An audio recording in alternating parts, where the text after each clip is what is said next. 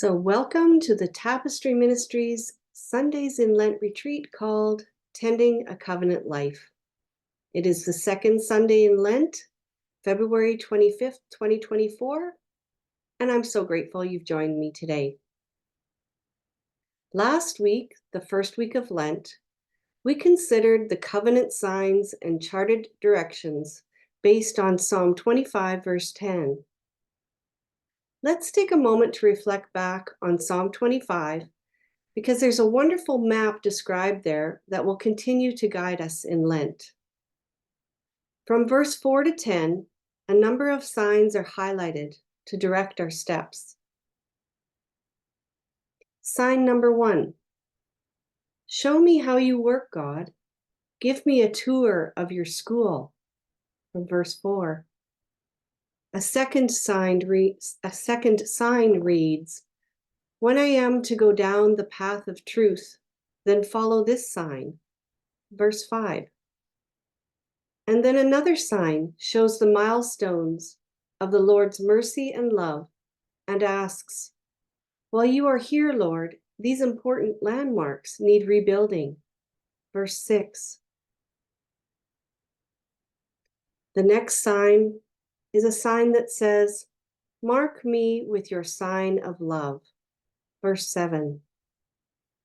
There are so many directional signs given here. I hope you found one with your name on it.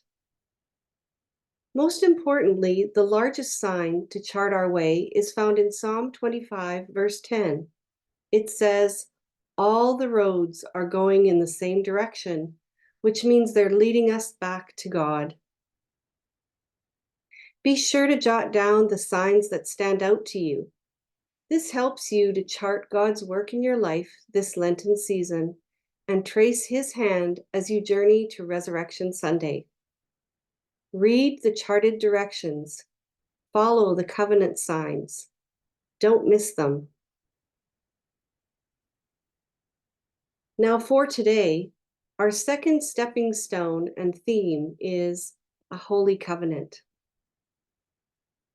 Let's go a little deeper in our understanding of the love-filled and holy covenant relationship that God has established with us.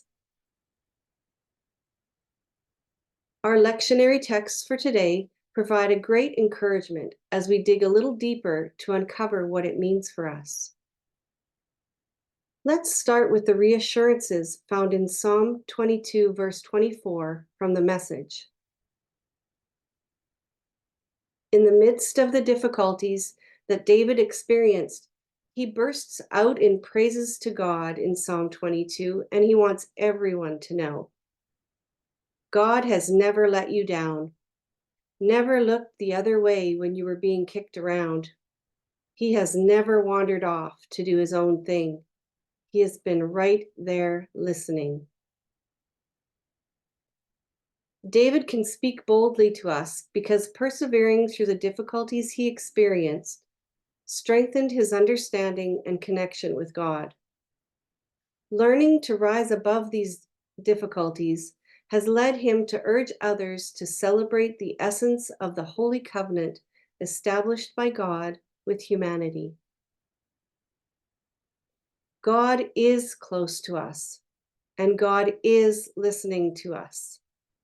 This is what David says in Psalm 22. When we feel overburdened or we have fallen down, God lovingly bends down to listen to us.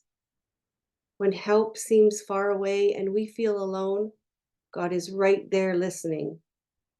God is ready to help us and lift us up, providing assistance to us as we navigate our way through our circumstances.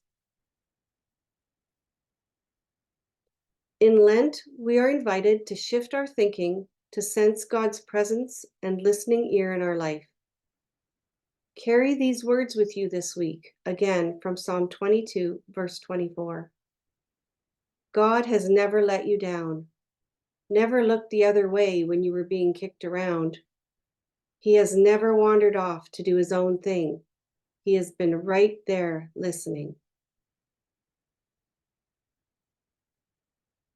Let me share another beautiful verse from Romans 4, verse 16, the Message.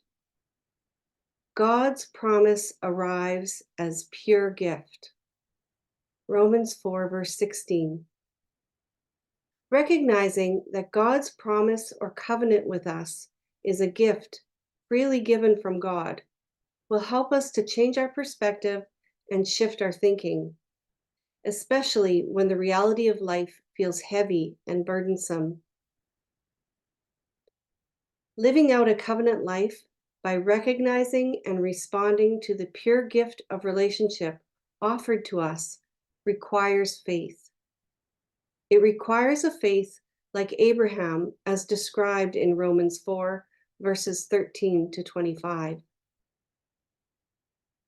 In the Message translation, Abraham is referred to as our faith father. Although she is only briefly mentioned in this chapter, I would like to include his wife Sarah as our faith mother. Together, they dared to trust God. They believed God was leading them and listening to them. When I hear the story of Abraham and Sarah, I see how trust in God requires belief in God, and belief in God requires trust in God.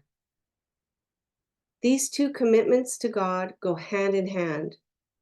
In Lent, we can examine where our trust and belief in God is strengthened, and in contrast, where it is challenged. Another important component in realizing the impact God's holy covenant has in our lives is through connection with others, those companions who we journey with. Abraham and Sarah journeyed together in trust and belief. They did not focus on what wasn't happening in their lives. Instead, their focus was on what God said He would do in their lives. Now, that's a different way to live through the circumstances of life, isn't it?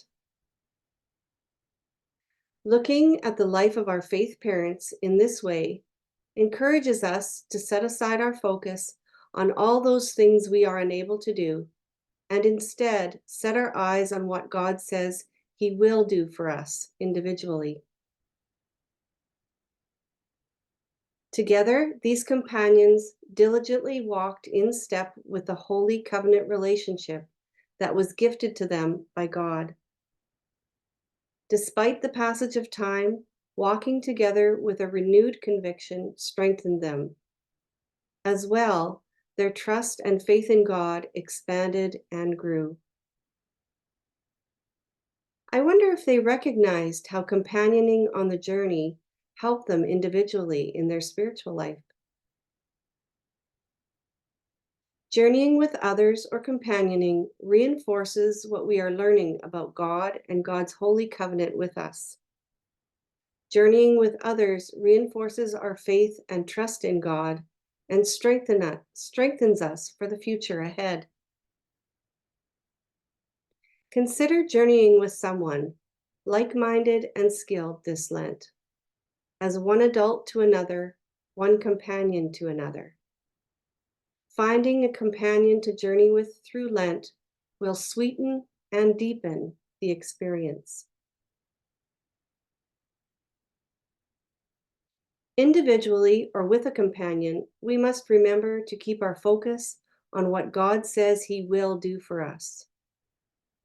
In Mark 8, verse 33, after Peter and the disciples hear Jesus explain what will take place in the days before Jesus rises from the dead, Peter, in his doubt, questions Jesus.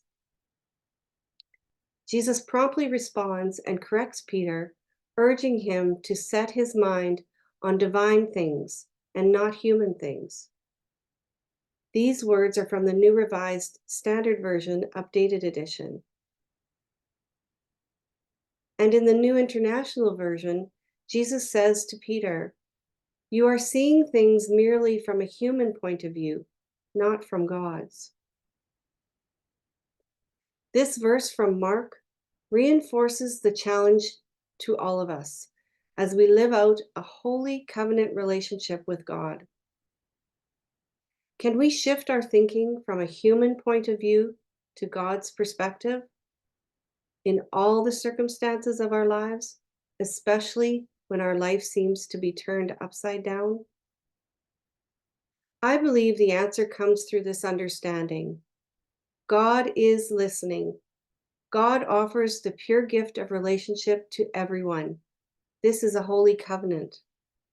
We are invited to respond by setting our eyes on God, stepping out in trust, and anchoring our belief in the words we have heard the Spirit whispering to us today.